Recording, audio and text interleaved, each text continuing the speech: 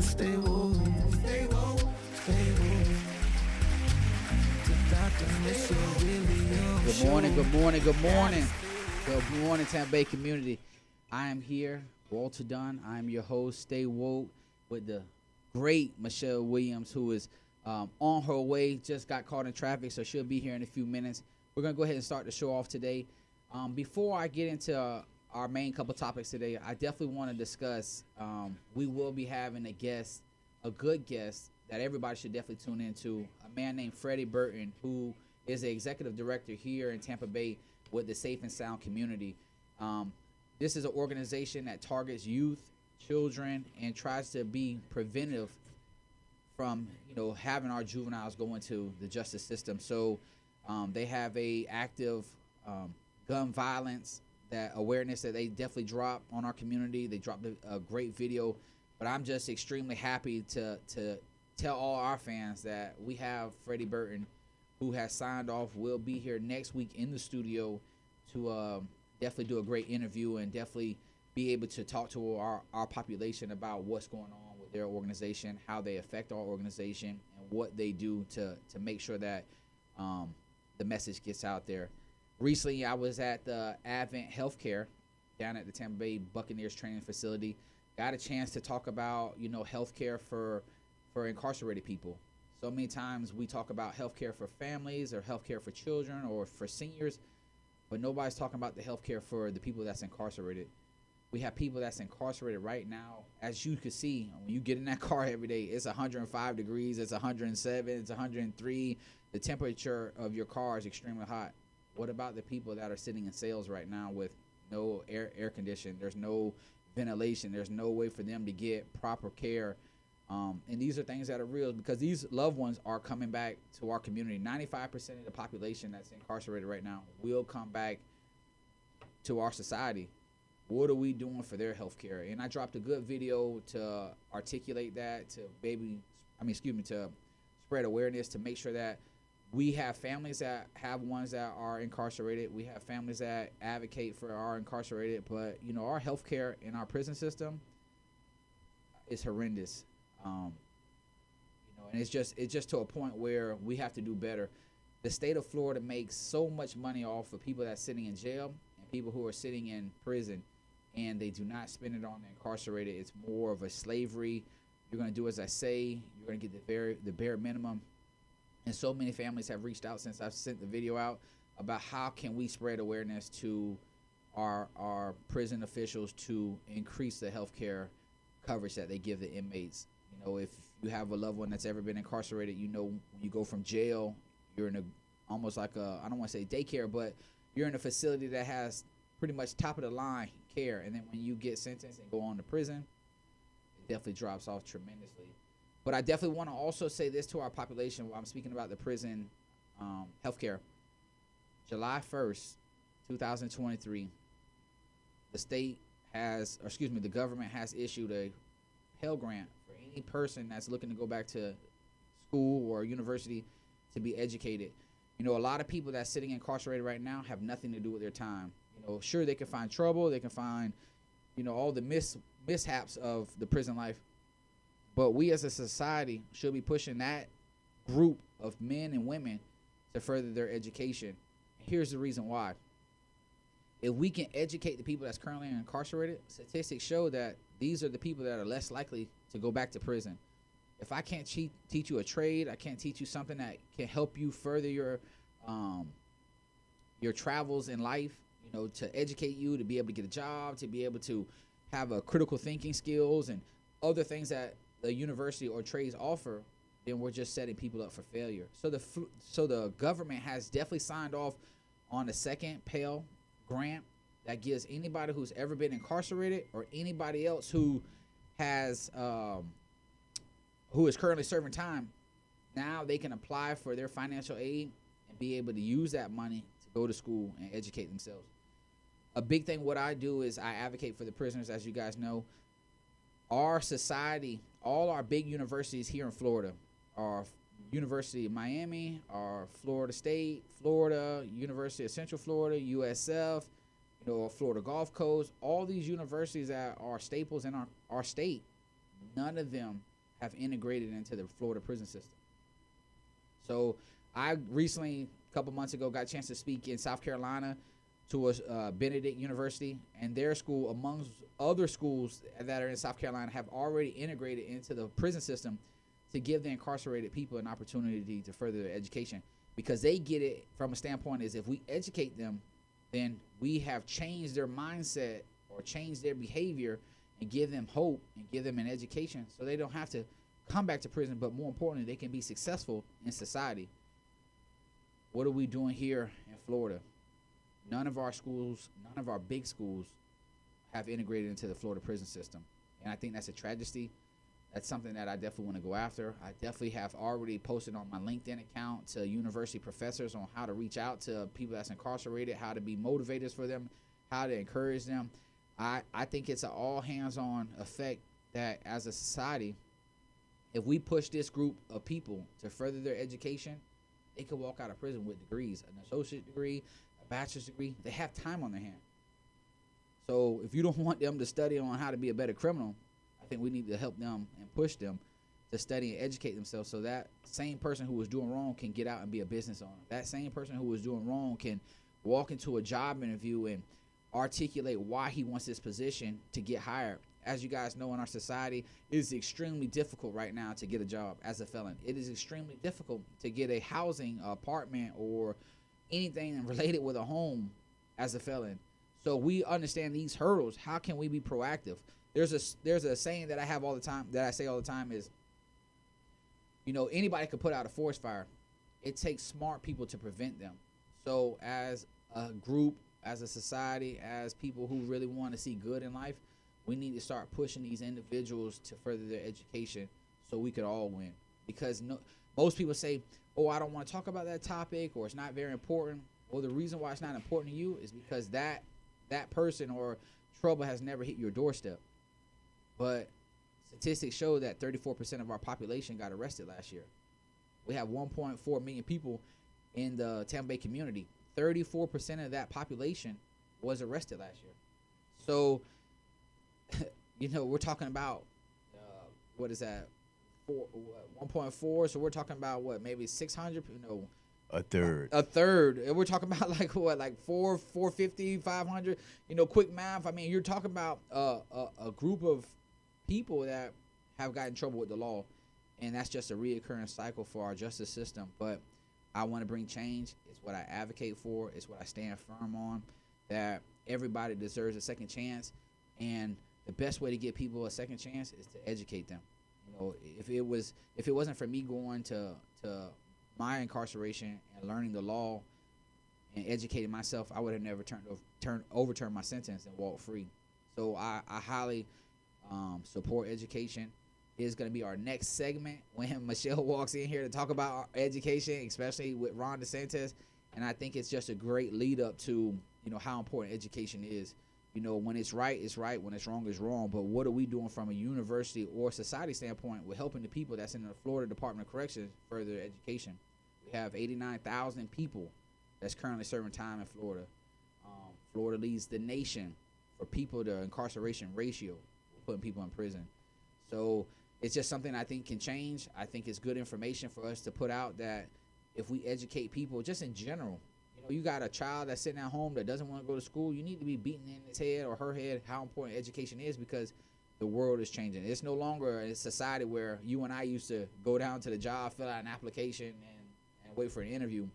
Everything is done 100% online now. So what are we doing from a standpoint to educate people? And I just think it's a great segment to start off with. So many people have reached out to me after I posted that video about healthcare. So many people have reached out to me when I posted that link about what our society and our educators can do to help push people to further their education. We're just losing the battle right now. A lot of people don't want to go to school. A lot of people don't want to be educated. So if you want to definitely give us a call, please give us a call today. We would love for you to weigh in on that topic. I think we just got to do better. Just so many times that, we are failing as a society, as a parent, not to be able to help further educate our children. So We will definitely take a commercial break. I got my big sister back in the house right now. When we come back, we definitely going to be talking about Ron DeSantis and education. Y'all stay woke.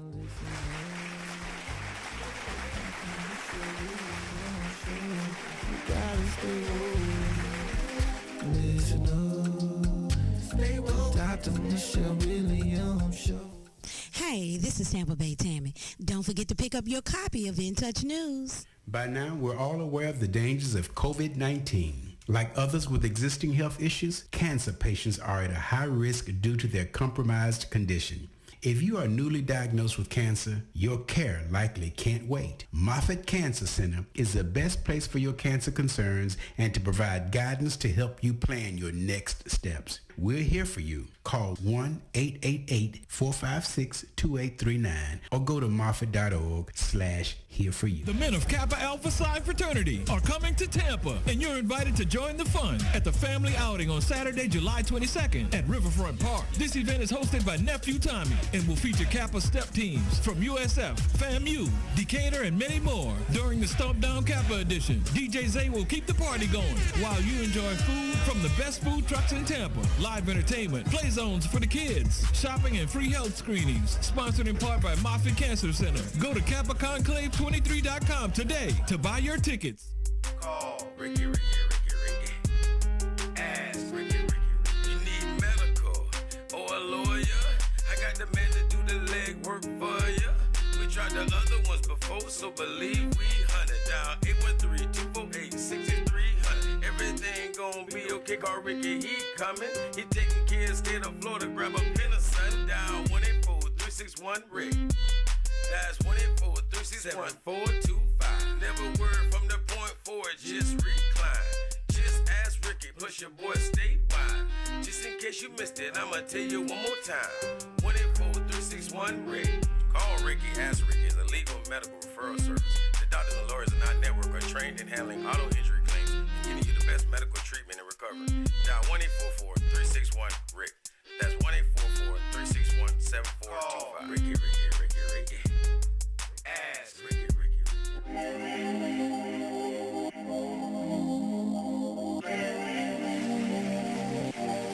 Gotta stay woke. Listen up. Welcome back. As I told you, I got my sister back in the studio with me. Couple traffic out there, a little trailer, something going wrong out there. But guess what? We got her back in the studio.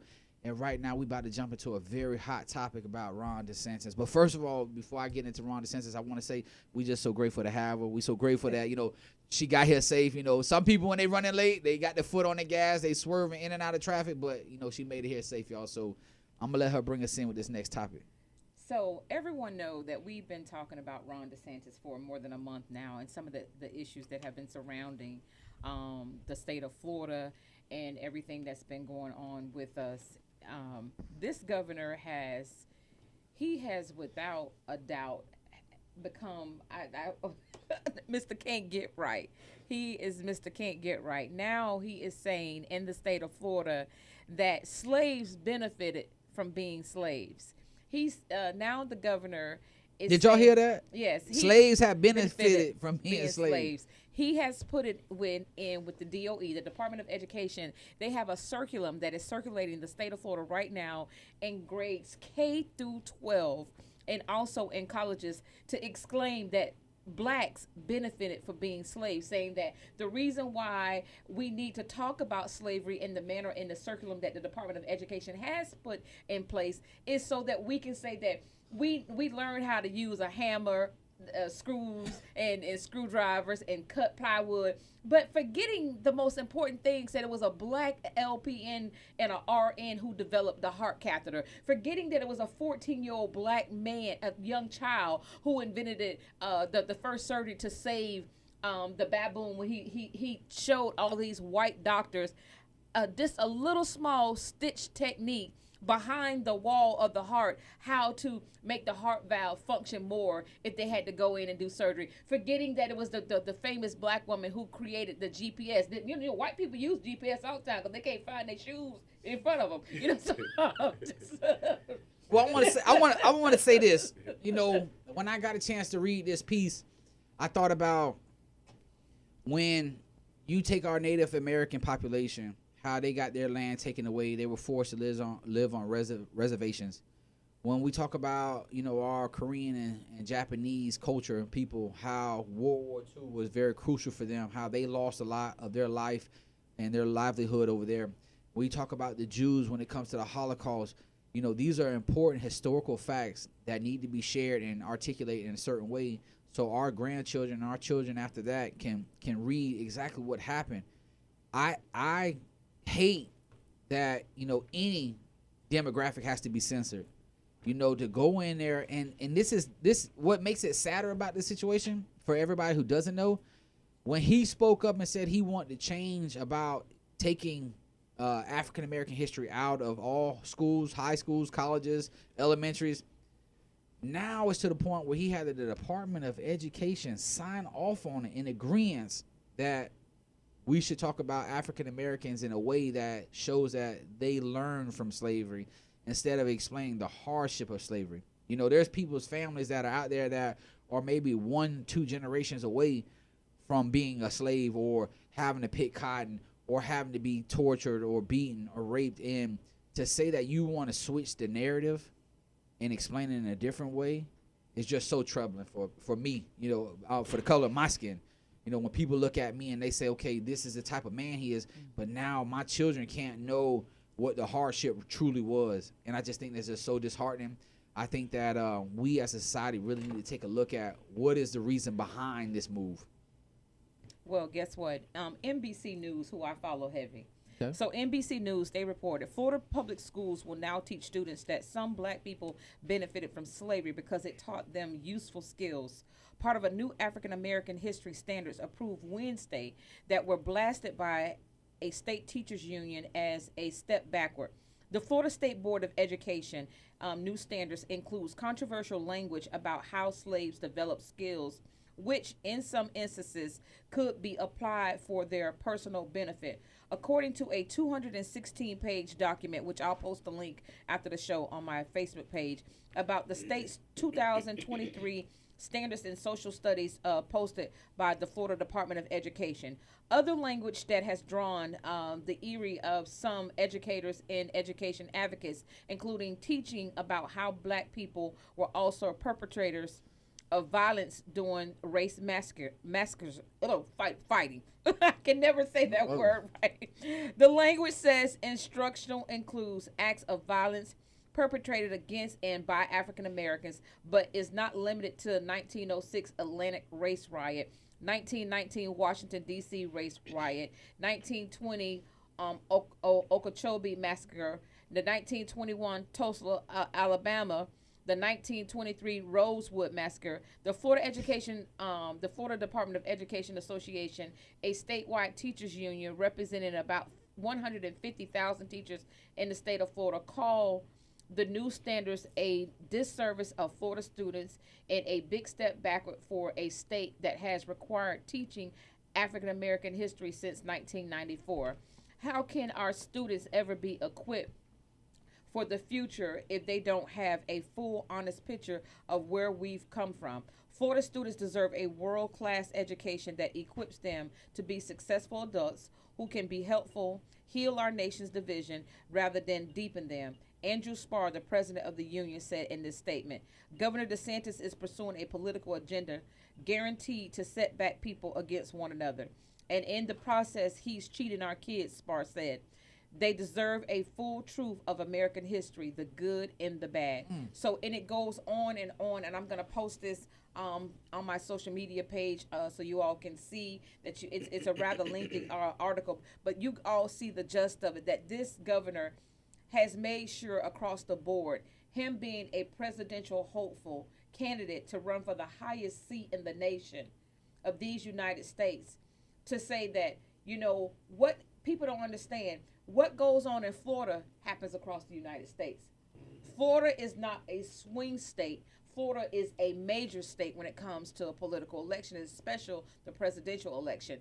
And if this is the behavior and the manner that Ron DeSantis has, the atmosphere that he wants to put out towards, the constituents and the citizens of the United States, it says a lot about Florida. Let's take a look real fast, switching to third gear now. down in Key West, Miami-Dade County, Fort Lauderdale, Fort Myers, and West Palm Beach. Those white people have rallied together against Ron DeSantis. They're business owners. There was a article that came up on newsbreak.com where a white Uber driver had one of the, I think it was either the COO or the CFO of the Hilton Hyatt inside of his truck, his SUV. And he was asking him about business. He's the COO, CFO normally said this time of the year they will literally be at 90% capacity of rooms being rented for tourism. He says they have barely reached 35. And so other businesses are showing videos across social media that they don't have any business. So this is the atmosphere that Ron DeSantis has now placed this country in. He's divided this country so much. And there was a question that Attorney Clinton Paris posed on his show. He says, has this racism always been here? Has it been the great cover-up? Or is this something new? No, let me answer your question, my dear brother. Okay, it has always been here. But when Trump came into play, he just, he stirred that Pot. fever. He stirred that fever of racism. So now how do we deal with this? How do we move forward with so much pain that he's starting? Because I'm going to tell you right now, I'm not my great-grandmama. I'm not my grandmama, and I sure as hell ain't my mama. I'm a whole different generation. So my fight gonna be even harder, and it's gonna be fierce. It's not gonna be those of our ancestors who came but before us, where some of them had to stay passive, some of them had to be in the streets, some of them had to be at the front range, but everybody has a position. I'm happy to see that these 150,000 teachers across the state of Florida, I'm happy to see that they're leading this charge and say, no, we're not gonna teach this. No, I totally agree. Hats off to the teachers who are being put in this crossfire because, you have a governor pushing this. You had the Department of Education sign off on this, and they want the teachers to do the dirty work. Mm-hmm. They want them to go in the classroom and sugarcoat what happened in American history just for the child to go home and be able to ask their mom and their daddy or get on Google, social media, and find out something different. I can't say it enough. Sometimes what they say, a half truth is a whole lie. So if you're going to teach something, like she said, teach them the good, the bad, and the ugly because they need a well-rounded education. They don't need something that's watered down or for some reason they can go on the internet and find something different. What is the purpose of teaching them something that they're going to go on the internet and find out is different? That's pointless. You wasting taxpayers' time by getting up there teaching that. I think it's important that the educators stick together as they are down south and all around our state and saying, no, we just won't go forward with this. We'll teach everything else, but we won't teach a culture or teach a subject where we're lying to our students about how that culture was brought up through society. Well, I think it's going to be funny when, Ron DeSantis is against the LGBT plus community. What is he going to do when one of his children becomes gay? What is he going to do when one of his children falls in love with a black person? What is he gonna do? Is he gonna go out and kill them? Is it? But how sometimes it takes your own children to make you see what you've done. And Ron DeSantis, his children, they're becoming of age. They becoming of age. So she what didn't say jungle fever, y'all. Yeah, yes. What is he going to do when one of his children comes home and say, or sneaking around seeing is he gonna send out the lynch mob? Is he gonna send the lynch mob to kill that black child? That black person that could be dating his child. What is he going? His paramilitary army. Yes, that's what it is. So I mean, this governor, not only is he doing a disservice, he implemented a law that says that he can stay governor as he runs for president, just in case he lose, he's still gonna have a job. So I mean, this is something everybody else gave up their position. Every other person that wanted to run for office, people closed their law offices. People stepped down as being U.S. Congress people and senators and House of Representatives. What makes him so special that he can keep his job and not follow suit of what has been the American blueprint when you're running for president? You always step down of your current position, relinquish your position to run for office. So what makes him so special? Like what has Ron DeSantis done that he's so special outside? And I can't believe that you know what? Let me slow down because I almost called him a boy. Let me say this though, and before the listeners, they miss a critical piece. She said the guy got into the back of the Uber driver. They were discussing business. And the CEO, CFO told them they're at 30%, where at this time they would usually be at 90%. Due to, I mean, it's the summertime, so this is probably the hottest time to have revenue, and they're at 30%. It's no coincidence that tourism is no longer our leading breadwinner for Florida. That's right. Tourism usually, when that 7.5% sales tax is because all the people come down here and they spend money, and that 7.5% sales tax goes into the Florida pocket for the state of Florida to be able to use that money to help all throughout the state with the roads, with everything else. But now you got him that's offending the businesses. You got him about to run Disney World off. So what else is his breadwinner? And Disney spanking him. The Disney World spanking him. Disney said, you know what? We will leave this state. And if Disney leaves Orange County, if Disney leaves Orlando, Florida, it's over with. It's over. It's going to crush us financially. But I'm going to say this to you. I was walking through this path. Tourism is not the money, the breadwinner for us no more. You're about to run Disney off, so they're huge, heavy in our pocket for breadwinner. So is it not coincidence that on July 1st I made it where everybody can get this gun and carry guns, and then I bring in 350 police officers from up north, cut crime and incarceration, now become your number one breadwinner? Oh, it is, and it has. I mean, look Lock at the them numbers. up. Look at the numbers from 2008 to 2016. The state of Florida was receiving $2.9 billion. Now the state of Florida, we are literally at almost $5 billion that we receive from the federal government in aid for housing inmates in the state of Florida. What do we need with $5 billion? $5 billion can help the budget for the state of Florida. $5 billion can cure the housing crisis that we have in the state of Florida. $5 billion can help the education department in the state of Florida. $5 billion can help create real job opportunities with careers with people making anywhere from $65,000 to $75,000 to $80,000 a year. $5 billion. You see where I'm going with this? Well, you have to look at it from a different perspective. So the housing budget is housed in that $5 billion because they're going to house everybody in the prisons.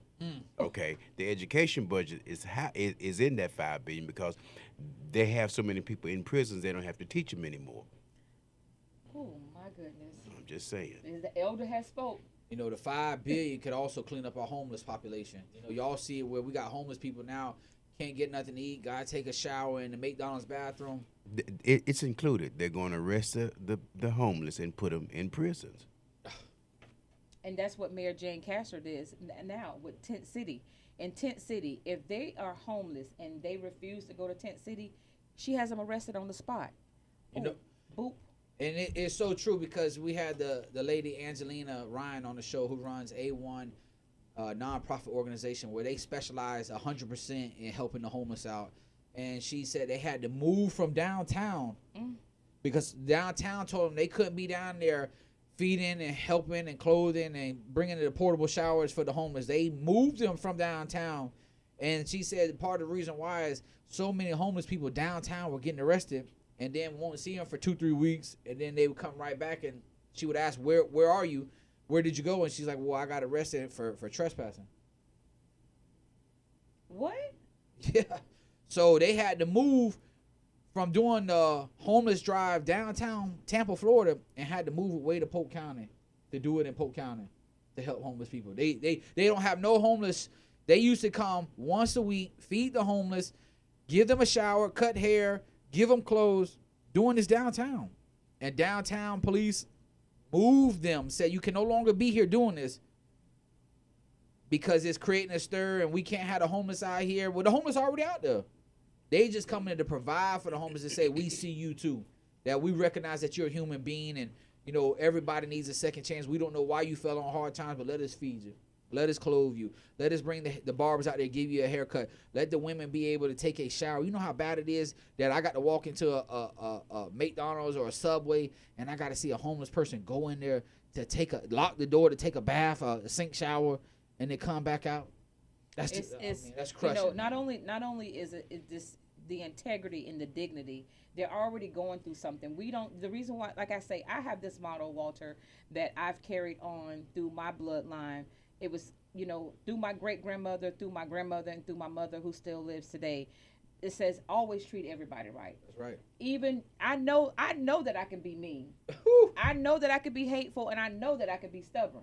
Okay. And I don't want to say that I'm set in my ways, because I have changed. Ooh, ain't nothing wrong. Listen, I want to pause right there. There's nothing like a woman set in her ways. I'm just saying that. I'm speaking up for all the men, all the fathers, all the husbands. There's nothing like a woman set in her ways. Ooh, Lord have mercy. But I have a motto, and and I teach my spiritual family, we treat everybody right, because you never know who you are entertaining.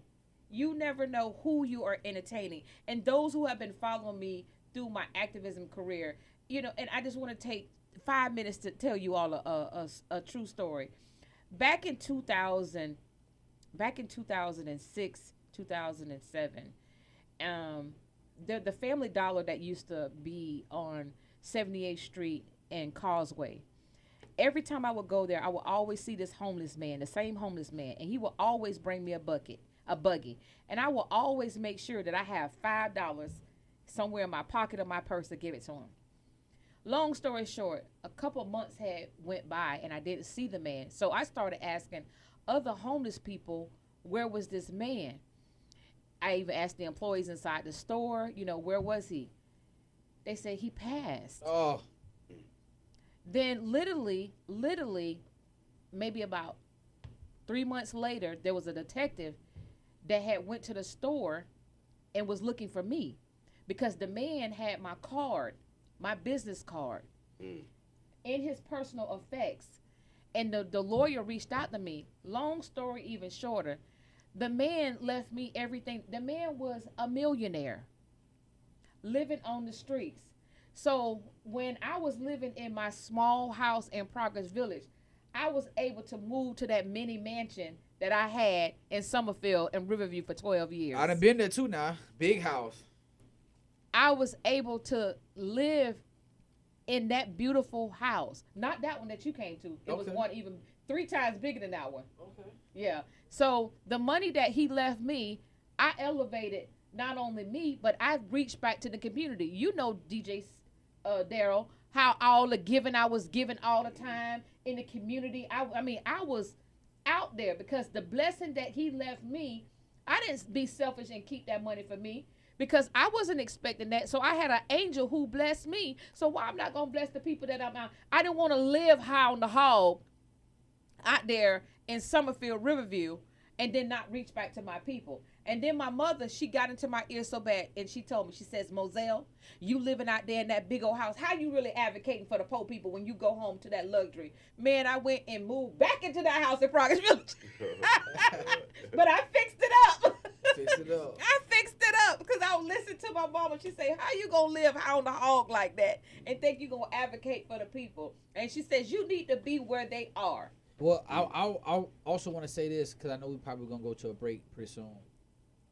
I was having a great discussion over dinner the other day, and what came out when we talking about homelessness, and we talking about, the way our world is working here in Florida with the financial structure, it's almost becoming where they are beating the middle class up so bad. There's not going to be a middle class pretty soon. It's either you're going to be poor or you're going to be super rich. Mm-hmm. That's right. The average family who has a decent house on property, they're getting offered money to move or relocate, so the builders can get that land and build houses and apartments. But the thing that they're not doing for our community is we haven't raised minimum wage. We don't create jobs for all people. And I don't know the last time you got an electric bill or a water bill, or I don't know the last time you went to the grocery store, but even that in itself is coming expensive. So either you're going to have to make a couple TikTok reels and go viral, and become a millionaire somehow, or come up with the next latest, greatest invention. Or if you're a middle class worker right now, working a 9 to 5, you're asking yourself every day, how can I get ahead? I'm working, my wife is working, my boyfriend's working, and we just trying to survive. We not living. Living is where I can pay all my bills and I can say next month we're going on a trip. Living is saying, you know what, my grandchildren got, back to school coming, and I'm finna go drop $500-$600 on them or $1,000 on them a piece. You can't go to the store and buy a kid, a teenager, some tennis shoes without dropping $200 in itself for a pair of tennis shoes. So now it's becoming, we're not putting money, we're not creating jobs. All that fluff about we're creating jobs, this and that. They'll fix a highway. Yeah. They'll tear up the highway. They'll put an extra lane for the highway, but they're not creating jobs. They're not giving average people an opportunity to work and really get ahead in life, and that's just a sad thing. And when the government is giving out these, this is something that me and Miss Connie Burton used to do all the time. We used to research where the money was going. So in this state, we got to follow the money. And we're being cued right now. We're going to take a brief commercial break, and we'll be right back.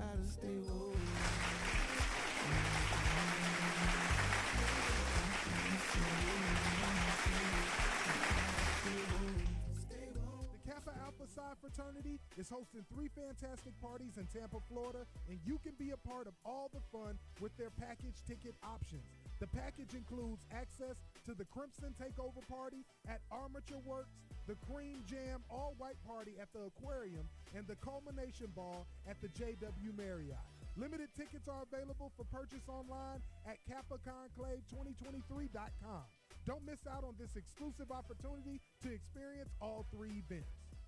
In Touch Radio, where you can listen to a cruising flow of smooth soul and jazz, today's R&B, a fun touch of hip-hop and gospel. All my music on one station. Giving you a buffet of music, news, and entertainment. We're In Touch Radio. The men of Kappa Alpha Psi Fraternity are coming to Tampa, and you're invited to join the fun at the family outing on Saturday, July 22nd at Riverfront Park. This event is hosted by Nephew Tommy and will feature Kappa step teams from USF, FAMU, Decatur, and many more. During the Stomp Down Kappa edition, DJ Zay will keep the party going while you enjoy food from the best food trucks in Tampa, live entertainment, play zones for the kids, shopping and free health screenings, sponsored in part by Moffitt Cancer Center. Go to KappaConclave23.com today to buy your tickets. Who doesn't love being number one? When your team's dominating the standings, or your favorite band rocks the charts at number one, it feels good, right? Kind of like how it feels when you have auto insurance with State Farm. Because making you feel like number one is an honor your local State Farm agent takes seriously. Through the good times and not so good, your State Farm agent's proud to be here to help life go right. Call Herman White at 961-6661. That's 961-6661. Hey, this is Tampa Bay Tammy. Don't forget to pick up your copy of In Touch News.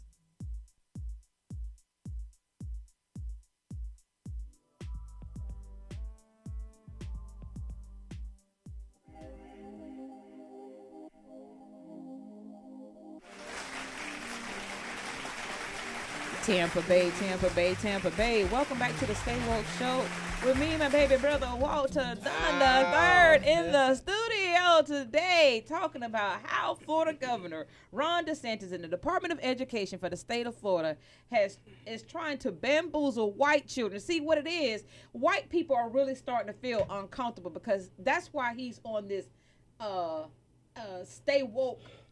I mean, this anti-woke. He's on this anti-woke mission. I seen that recently. He had a press conference, and all the people in the back of him got stop signs that say "Stop the woke." Stop the woke. Stop the woke. But what? I got some people researching because I don't try to use my clout and my power a little bit, but I'm using it a little bit because it was 3 black women that was holding them signs that say "Stop woke." I got somebody that can do facial recognition. I want to find out who they are because I need to reach out to them sisters and say what your problem is. Is it money? Was your job threat? And was your career threat? Because somebody promised you something to make you be that foolish to come and hold a stop sign that say "Stop the woke."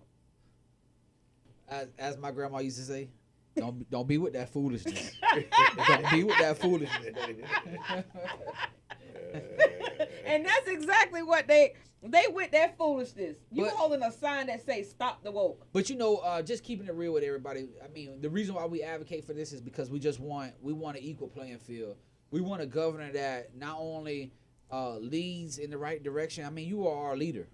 A leader who is supposed to lead us into better paths, better better to safe passages, to a better economical structure, an educational structure. And the reason why we bring this to light is because we're being led in the wrong way.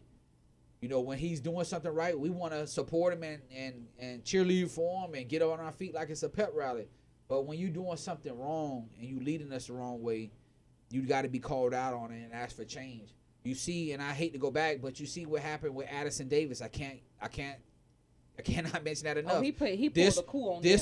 This was a man who was allowing our children right here in Hillsborough County to be victimized, verbally abused. And guess what? After us putting it out on the Stay Woke show, a resignation letter got placed in by him saying that I could no longer be the superintendent of Hillsborough County in the 13th Judicial District. So we're just asking for change. And if he does something wrong, you know, we want to definitely highlight it because we don't want people to be fooled. We don't want you to be taken advantage of.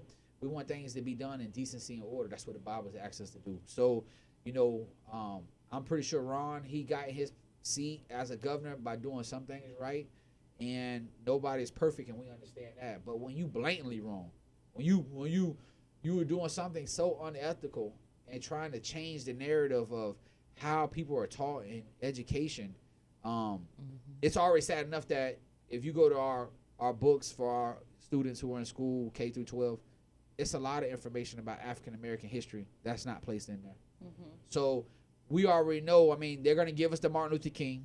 They're going to give us him because they got a holiday after him. You know, we celebrate Martin Luther King. But even in that, you want to take away the good things that have been done. You know, if you don't want to teach about African American slavery because it was a hard time, because it was just painful, then I would respect you more if you just say that. Just say, you know what? This culture right here has been victimized, been beat up so bad.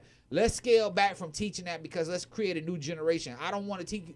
I feel us offended, and somebody, grandma might be out there and say, I don't want to keep talking about you being whipped. I don't want that for my children. I don't want to talk about little children that were getting sold off into slavery or raped or abused. I would respect you more as a man if you just say, you know what, that's too painful for my culture, for your culture, for everybody's standpoint. Let's teach about the good things that African Americans did. If you want to change it up that way, but don't say we're going to minimize talking the truth and spin it to a different narrative where African Americans learn from slavery.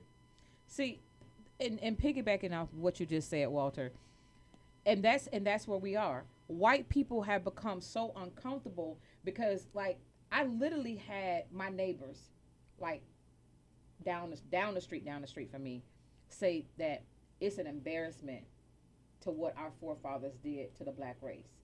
And we actually had a conversation sitting in their backyard, and there was a plethora. I got Bahamians, I got Trinidadians, I got Haitians, and I got Jamaicans and Cubans that all live we all reside, and there's only 4 white families. The rest of us are black. And so we all had that conversation, and it was beautiful. And they didn't understand, like, they were more so filled with sorrow, like, I can't believe that this is happening, like what he's doing. And you know what, the first thing that the man offered up, he's just like, how do we help y'all fix this? How do we fix this? He says, because this needs to be a national conversation. See, what got us in trouble was when President Barack Obama was in office, and all of them, Maxine Waters and John Conyers Jr. and all these black representatives say, we forgive you. I'm not my ancestors and I'm not my elders. There was no way Barack Obama, and I'm going to say this live on air, there was no way that the first African-American president of our generation would be able to deliver that reparation. He would have got assassinated. You know what? For all the black people and their families that have been told this and been tortured, we finna give you something back, man, Barack would have been shot. He would have been out of there. California's giving reparations $5 million. You got a progressive governor over there. Yeah, $5 million. And that's why Ron DeSantis and him are bumping heads right now. Because he's trying to make this governor, Ron DeSantis is trying to find everything under the earth to try to get this governor arrested, try to pin charges on him, because Ron DeSantis basically told him, say, you know what the streets say, you're doing too much. Hey. You're doing too much. You know how they go to the big conferences and they, bro. I see you over Yeah. there. I see you. You doing but, too but much. the thing is, the California governor is, holds a big state, very progressive. This is a guy who took their minimum wage from, it was $6.25 on minimum wage, and moved it to $15 because he understood the cost of living. Also, California governor, who's I can't think of his name. Maybe I need to Google it real quick. But this is also the governor who said, Gavin Newsom. Gavin Newsom, thank you, DJ. But this man was also the governor that said, you know what? Snoop Dogg been rapping about marijuana for 20 years.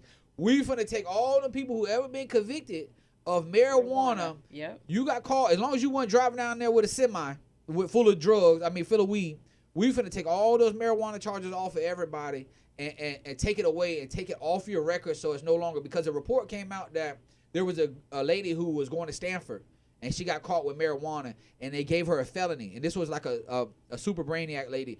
And she went on and created a Fortune 500 company, but she was never able to graduate from Stanford, or she was never being able to get a corporate job.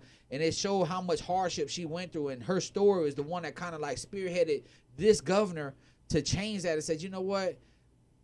We got states that weed is medical marijuana. Mm-hmm. Why should I have people penalized in my state that have a felony for the same thing that Colorado or other states are allowing you to smoke as recreational? So you know what? I'm going to take that off. He raised minimum wage. He took everybody who had a weed charge off. And now, he did he got Disney World over there too. So I wouldn't be surprised he trying to get Disney from it. But well, let me tell you, Ron DeSantis is running into John Morgan. And I love it. I love it. I love to see when white men fight each other. It just gives me it gives me great pleasure when I see, because let me tell you something. One thing for certain and two things for sure.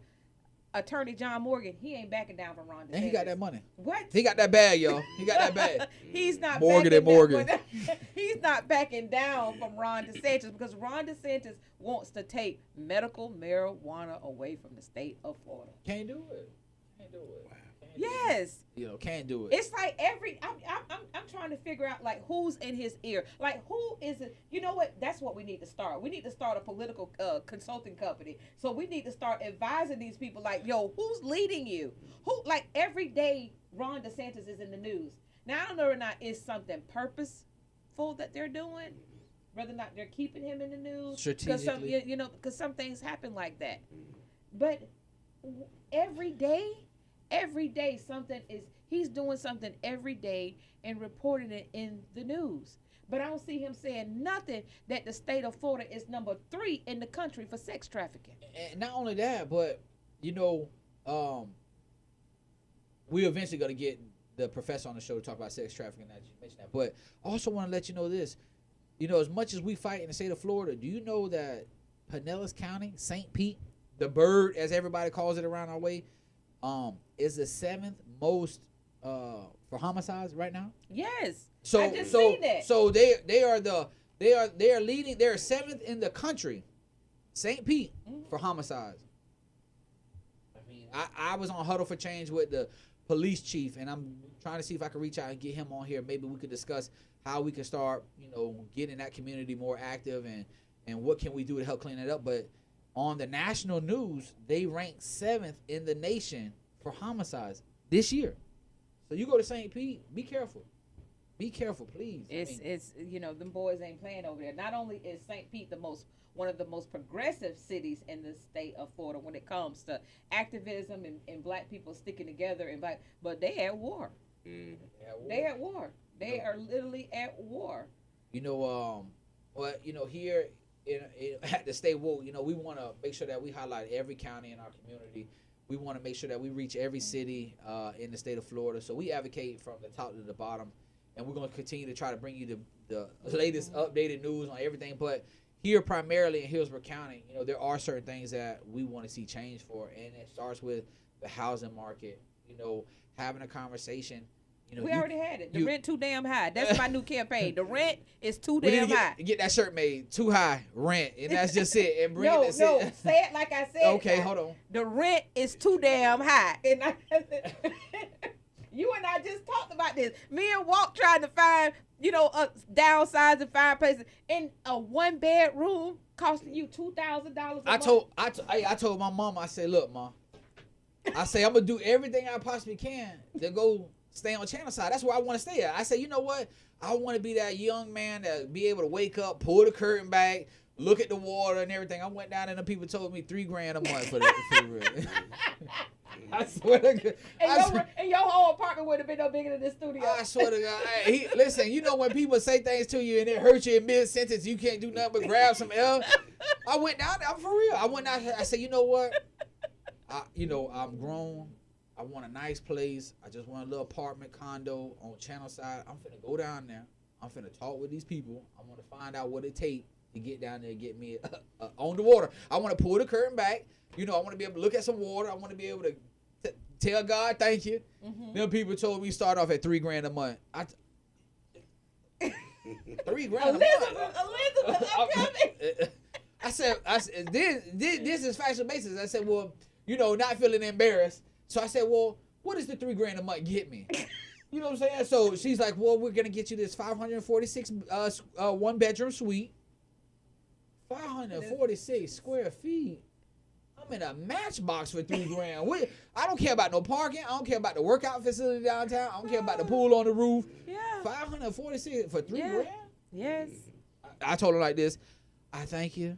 I don't want to see the water that bad. But let me tell you a funny story. Now, from 2008 to 2012, good times. They were begging people with Section 8 vouchers to come and move on Channel Side and downtown Tampa in the high rises because they could not rent them out. See, they want to talk bad about Section 8, but then was begging black people. Them vouchers. And so let me tell you what me and Sister Connie Burton did. We went on a whole campaign with a bat. I wish you would. I wish you would go live downtown Tampa. I wish you would go and be a cash cow for the white man to take care of his children. I wish you would use your Section 8 voucher downtown Tampa. Ain't nobody moved down there. You know what? I read an article this week that said for Section 8 vouchers, they had 3,100 applicants trying to get into these three Section 8 apartments that were taking Section 8. 3,100 people, man. And it's like a lottery system. Trying to get into three apartments. There was 3,100 people applied for these three apartments. Yeah. And it's a lottery system, so they don't pick you, the system picks you. And God forbid if you miss a email, a text message, or a letter in the mail, you out. And that's what the executives over at the Tampa Housing Authority say, that the system still had the old emails of the people and the addresses. And a lot of people were using their mother's addresses. Your mama done passed. You done forgot to change your address. Things being returned back to the sender, back to the housing authority. So let's just say this. Walter and I, like I say, we not only do we tell you the news, but we keep you educated with the news. So if you do have a housing application on file, make sure that you go over and update your information of your point of contact for them to be able to contact you. Because, hey, look where we're living at now. Governor Ron DeSantis just told every landlord in the state of Florida, you no longer have to take Section 8. Well, I'm just speaking to all the listeners. You no longer have to take Section 8. I'm just trying to speak to all trying to reach out all the audience and listeners out there.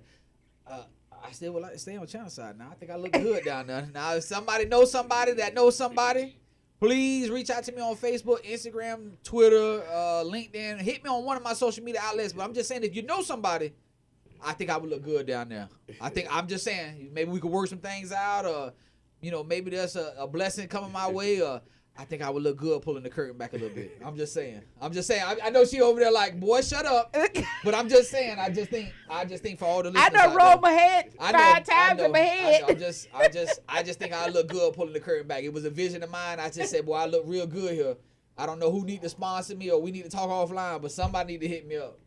I was telling my daughter, she tells me all the time when I tell her, I said, I'm getting ready to move. And she said, Mom, we finna move. I said, I'm moving back to Brickell. I said, I live in Brickell, Miami. In my days of running with Kenny Rushing and all of them, flipping houses and everything, I had that money.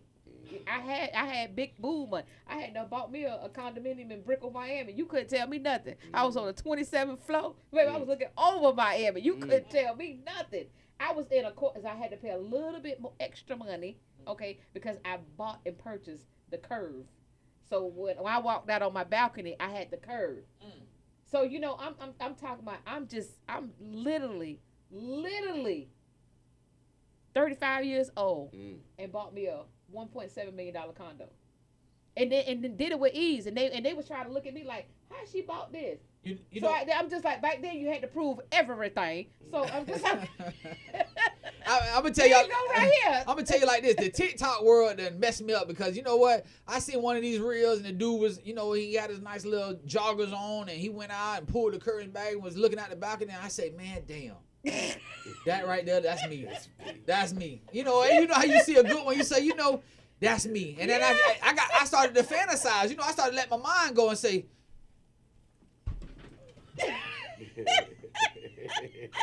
what's going on out there? What's going?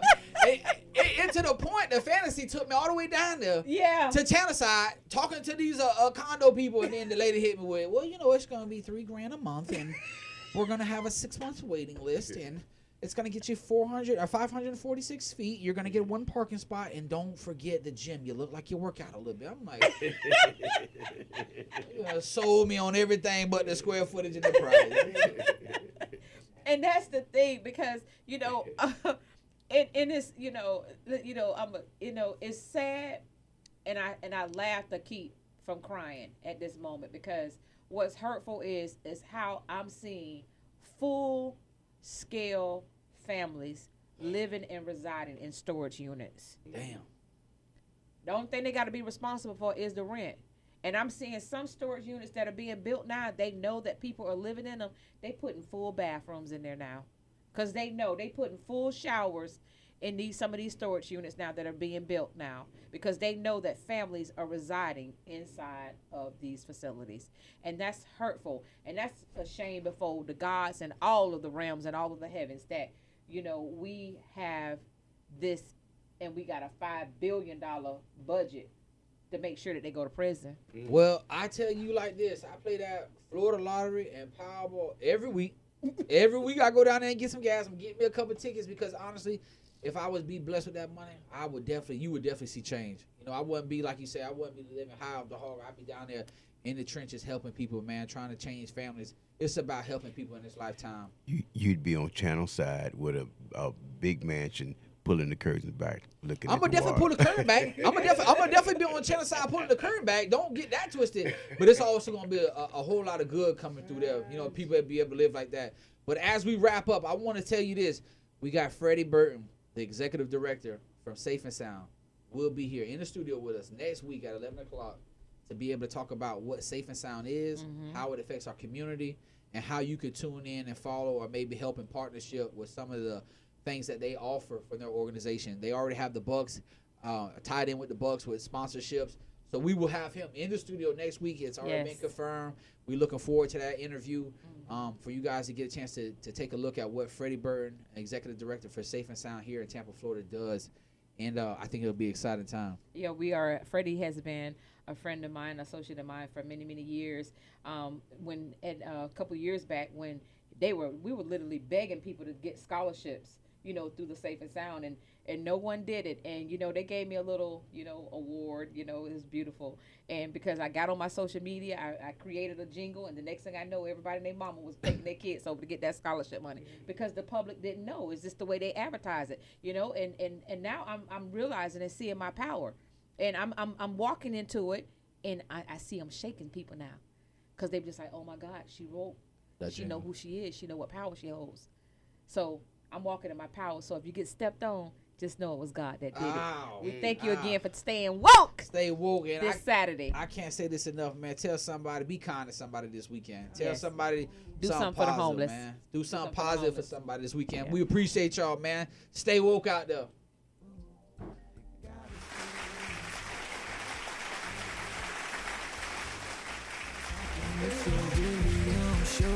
You gotta stay woke.